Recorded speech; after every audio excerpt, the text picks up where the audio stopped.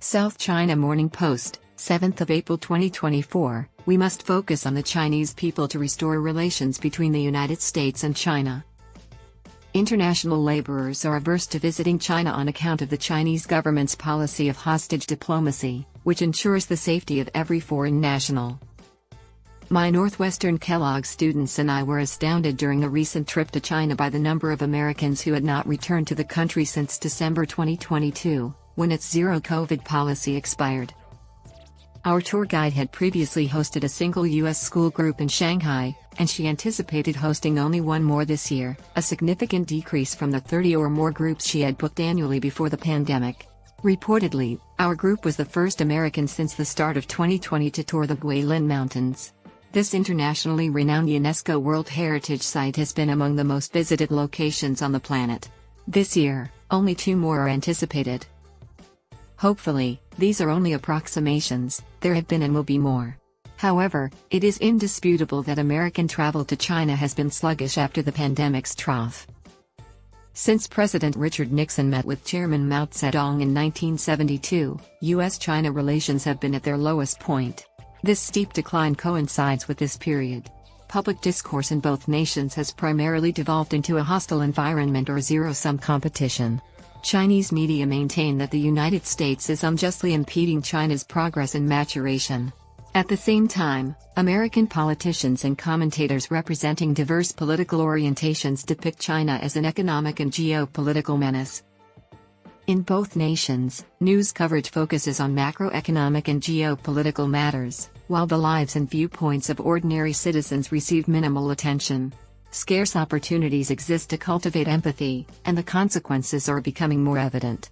In 2023, only 15% of respondents to U.S. opinion polls held a favorable view of China, a decrease from 53% in 2018 and 72% in 1989. Specific concerns are justified. In 2018, China detained 2 Canadian NGO workers in retaliation for the comparatively less severe house arrest of Meng Wanzhou, a Huawei executive accused of aiding her company in evading sanctions against Iran. This shocked and alarmed both Canadians and Americans. Then, in response to the pandemic lockdowns in China, Americans were forced to withdraw from the country. Although entirely rational, the large-scale departure of Americans and other expatriates has significantly impeded the transmission of information and face-to-face interactions between the two countries' business and non-governmental organization sectors. When Western journalists' activities in China are severely restricted, it becomes clear why many outsiders perceive the country as foreign and incomprehensible. A short period has passed since the prosperous economic prospects and enjoyable travel narratives of the previous few years gave way to anxiety and unpredictability. However, has China profoundly changed since 2019? Have the Chinese lost faith in the market's capabilities? Are they anti-American? Within just 2 weeks, my class visited every region of the country conceivable. During our travels through 3 locations, we encountered numerous American and Chinese businesses, some of which were thriving and others of which were struggling for survival. Additionally, students sped through cities and suburbs in pursuit of independent endeavors. On our final day together, the responses to my inquiry regarding what was most notable were diverse. Some were impressed by the sophistication of China's economy and its well-kept transportation infrastructure. Amidst the opulence and splendor of Shanghai and Hong Kong, others observed the apparent poverty, and many individuals pointed out the persistent government surveillance. However, everyone had been unexpectedly delighted by their face-to-face interactions and meetings with Chinese individuals from diverse backgrounds, ranging from ordinary citizens to the successors of multi-billion-dollar family enterprises. They perceived the Chinese to be both hospitable and modest. Those students who had entered the experience with skepticism or doubt were inspired. One had prior experience drafting anti-China legislation during her time in government, while the other had witnessed a tumultuous standoff between the United States and China in the South China Sea. Many students were alarmed by a travel advisory issued by the U.S. Department of State, but they desired to learn more about the country than what they had read in the headlines. Both parties shared a sense of relief and delight. A toddler was picked up and tossed into the air by one of my pupils, much to the delight of Chinese children and their parents.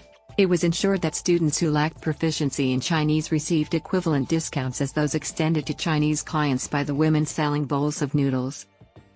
People remarked wherever we went that my pupils were a breath of fresh air. They were as gregarious and candid as they remembered Americans to be. They rejoiced in exhibiting their work to them while laughing and taking photographs alongside them. These Americans were mourned. Concerned that Americans had changed after years of isolation and negative press, they had developed an interest in the matter. Undoubtedly, animosity existed between specific Chinese and American individuals, and the excursion did not abruptly convert my pupils into Chinese artists. However, it enhanced their understanding of the intricacies of the world's second most populous nation.